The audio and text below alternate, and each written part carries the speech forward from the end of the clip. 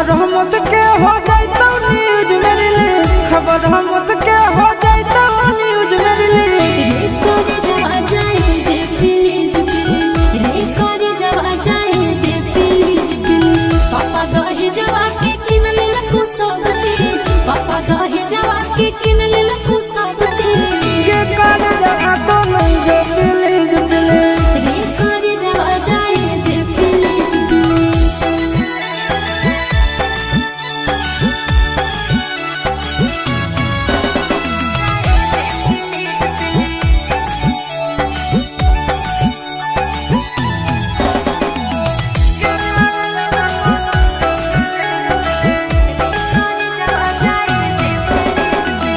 Cancel कर दे दिया के पालन गे, नहीं तो मॉडल मुँह देखनी तो जान गे।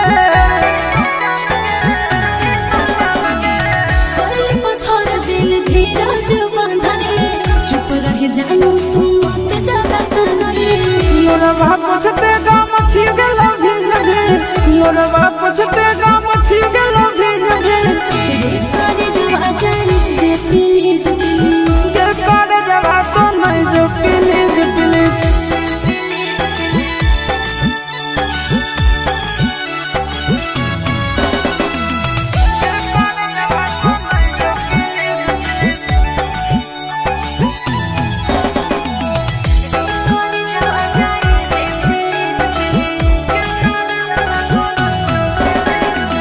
पापा के कहीं ना दुल्हा पसंद है, अभी हमरा तो पढ़े के मन है।